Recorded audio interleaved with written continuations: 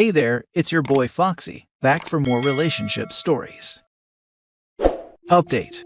I'm feeling a lot of anger about this child of my wife's affair that I've been talked into being a father figure for. Original post. This post is about me, male 39, my ex-wife female 39, our two sons 7 and 9, and the affair my ex-wife had that resulted in the end of our marriage, as well as a third child we'll call Max 5 male. I've been thinking about posting something like this for a few days. I have to admit that reading a recent similar post is the thing that's pushed me to sit down and try to type this out. I think that what I want to talk about is parenting stuff, but I'm going to start by talking about the affair and dissolution of our relationship. My wife confessed to the affair about a week after telling me she was pregnant. So, a week I'd spent excited about what I thought was going to be my child. Turns out, no. It was an emotionally pretty traumatic time. I might have been able to work through the infidelity, but made the ultimatum that she had to end the pregnancy. She was philosophically opposed to abortion, and I knew this. She stuck to her morals in that particular instance, and so I initiated a divorce. She has since married her affair partner. Regarding custody of our sons, there was a period of more conflict and resistance. I took the boys in the initial period of Max's infancy, and in the initial highly emotionally injured state I was in, I sought full permanent custody. But I wasn't likely to be successful, and I was eventually persuaded that despite the breakdown of my relationship with her, that it's in my sons' best interests to have their mother in their lives. Today, to the amazement of everyone else in my life, my ex and I remain cooperating partners in the parenthood of our children. For the last 2 years, we've shared week-to-week custody of our two sons.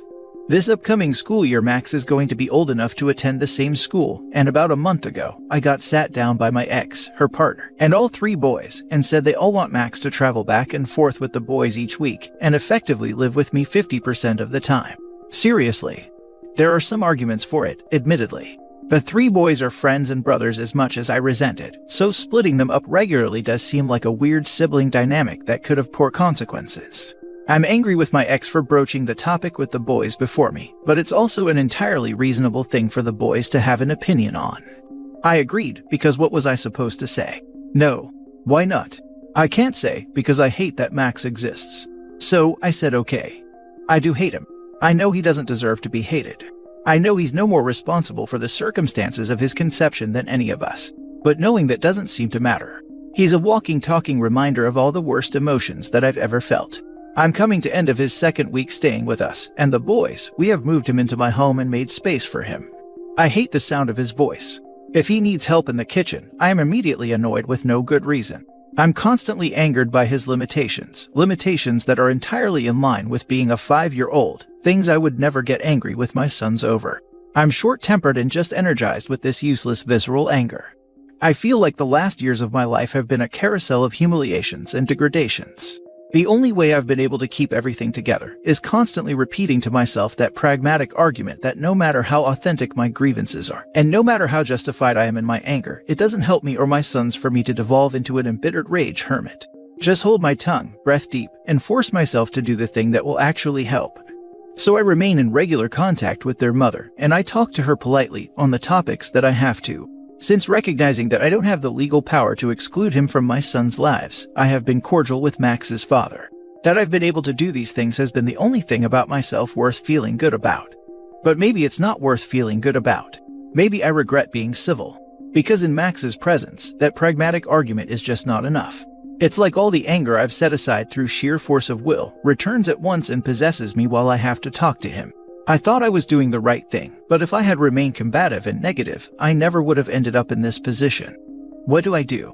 I'm constantly thinking I want to back out, to say no, I can't do this, I'm sorry. But how could I justify that? No one else in the situation will be happy with that. The boys certainly don't understand why there would be a reason for them to be treated differently based on their parentage. My oldest has told me so explicitly, in a moment that made me feel both proud of him and ashamed of my own anger.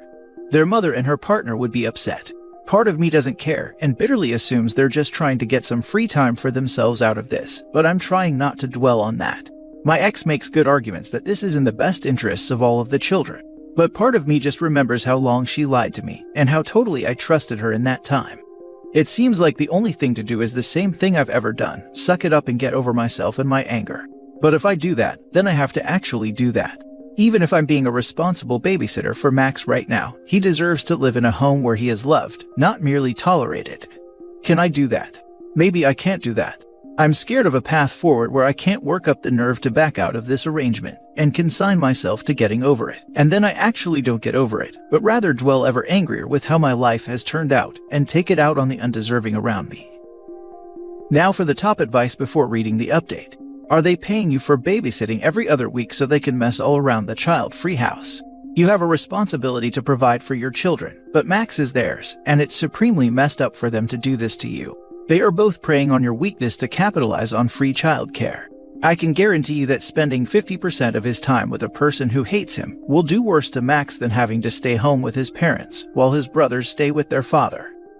Yes, the arrangement includes them regularly paying me a substantial and reasonable amount. We've been sharing most childcare expenses already. Your ex is asking too much of you.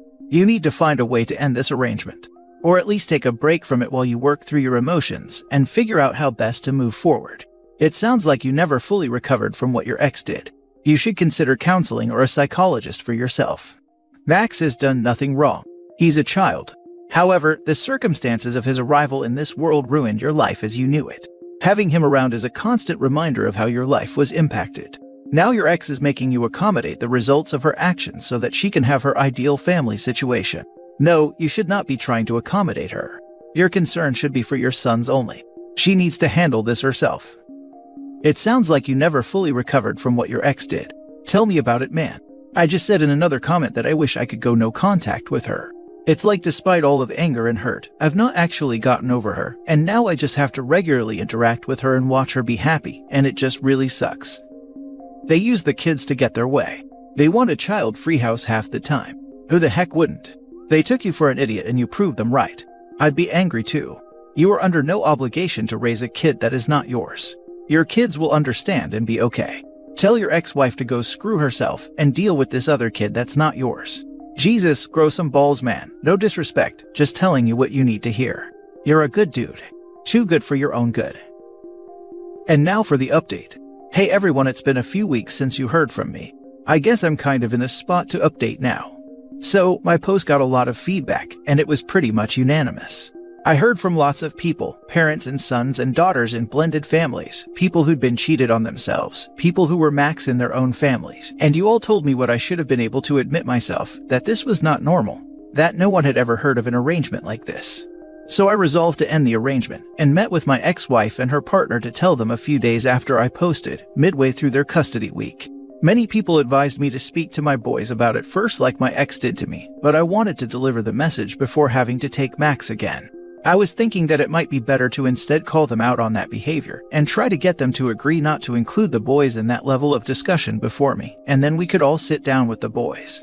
The meeting did not go well. They were both pretty mad at me. I had tried to prepare for it to be uncomfortable. I told myself just to be polite and firm, that I didn't owe them an explanation beyond "I'm sorry, it's not working out." I guess he had made some career move based on this schedule that I was messing up. In hindsight, I do feel sort of responsible for that frustration, in that I regret agreeing to this arrangement in the first place, but in the moment, I really was not giving a damn about this man's work-life balance. Then, he said something about how I wasn't being fair, that they just wanted a fair custody arrangement. That made me very mad. Thinking about this all to type it out has my heart hammering. I have some different opinions on fairness. I said some pretty crappy, regrettable things to both of them, and then we were all screaming at each other for a while, and then I stormed out and I didn't talk to the boys. I didn't get to talk to my boys for several days until handoff. They immediately were asking about why Max wasn't with them, and I prepared for it, held a more serious talk with them than I had up to this point. I talked about how it's great that they enjoy spending time with Max, but that I'm their father, and that Max has his own father to spend time with. I also talked about how this whole spectacle of our lives is difficult for me, that I don't like having to spend only every other week with them, that their mother's decision to start another family with Max's father and Max still makes me sad. This is pretty awfully difficult stuff to talk about. I've been pretty strict with myself about not venting to my sons about their mother up until now, but effectively that's meant I haven't really talked about her or our breakup at all. If you can't say anything nice, as they say. Trying to maintain that respect for their mother and also talk frankly about my own feelings is a difficult tightrope balance. I don't want to blame their mother, but I also don't want to not blame their mother, if you know what I mean. This would be one of the situations I identify as unfair, where the responsible thing is to never say anything disparaging or poisonous to my sons about their mother, my ex. But that means I have to describe the current state of affairs and what has happened to get here in a way that isn't disparaging to their mother and act like this is normal. She decided. I think I actually did a good job navigating the conversation. My sons absorbed it easier than I expected. A few weeks later, and things with them are basically normal. I have had a few short conversations with my ex since our big embarrassing blow up. I sort of feel like I want her to apologize for this whole thing, but also know that I'm not doing myself any favors waiting for that to happen. I think she remains upset with me, more for the things I said than the rejection of this arrangement with Max. Or maybe that's just projection, because that's what I feel guilty for. I also regret that the last time I spoke to Max was dropping him off before ending the arrangement. I don't know, I guess his mom has explained to him that she missed him too much to have him gone each week, but I don't know how sturdy that story will be. Rereading my last post has me feeling pretty shameful of how I talked about Max. I know he doesn't deserve my sustained ire, and that he's not going anywhere, so I'll have to be able to adjust to his presence. I'm obviously holding on to a lot of anger that is really about my ex-wife, but she isn't obligated to give a damn about that, and I am obligated to interact with her politely. So I guess that anger just got set aside and then vented onto Max, just because he was there in my face, but that was my own fault. So I sort of expect things will pretty much return to normal from here. Contact with my ex is curt right now, but that'll loosen up. Thanks to almost everyone who commented or reached out to me. OP's ex and her husband are shameless. It's not OP's problem that this supposedly messes up the affair partner's new work situation, though I question that assertion. They're already paying OP, so why can't they pay someone else? I think they just really liked having a child-free week every other week, but boo-hoo. Not OP's problem. Maybe affair partner can just explain to his boss that his wife's ex-husband changed his mind about raising the affair baby that broke up his marriage, and now affair partner can't fulfill that new role anymore. I'm sure that will go over just fine. Honestly, this guy did the best he could. Having his ex's affair baby around him would have just led to suffering. The unbelievable gall of those people to even ask that of her ex and to put Max into that situation. Just shocking. It sounds like OP has a history of not standing up for himself, and we know how the worst offenders get when their whipping boy or girl learns how to say no. Just picture the audacity of the ex and her new husband getting angry that OP won't do their bidding. What a pair of idiots. And the worst part is that, even though OP finally put his foot down in this scenario, he feels guilty for having very normal and reasonable boundaries. He's feeling guilty that he messed up the affair partner's work schedule. Gee, I'll bet that guy doesn't feel an ounce of regret at breaking up OP's marriage.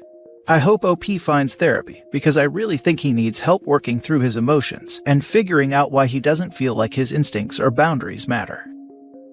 Last story. I, 28 male, am caught between my wife 33 female and mom 42 female on grandchild access.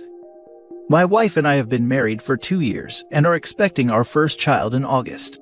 Mom's age is not a typo. She had a very difficult childhood and had me when she was 14. My wife and mom have always had a polite but somewhat distant relationship since they were introduced. Although I wish they had a warmer relationship, I understand that not all in-laws become close and didn't want to force anything, especially as we live about 1,000 miles from mom and I am still able to have my own relationship with her. I assume that the main issue is that my wife and mom are fairly close in age, which made things a bit awkward. My wife had previously just said that they didn't click or that she felt awkward around my mom. Despite having me so young, my mom has been a wonderful parent. I know that my origins are unfortunately the result of a violation from an older person, but that when she was pregnant, a friend's parents took us in, which allowed her to finish high school and then attend college. Once she finished college, she was able to get a good job as a financial analyst, and we moved to our own place, and then she was just like any other mom if a bit younger. Our home was always warm and loving. I provide this as background info to confirm that my mom did not engage in any toxic or hurtful behavior. The one issue my mom had was that, because she was focused on trying to figure out how to support and raise me, she did not really deal with the effects of the ordeal she suffered. She did not use substances, but did develop a food addiction and became super morbidly obese, about close to 500 pounds by the time she was in her mid-30s. I was in college by this time. When I was a kid, she gradually got heavier, but I don't remember that it negatively impacted my childhood. Her addiction was more of a private thing, and she did cook healthy, balanced meals and encouraged me to stay active and play sports.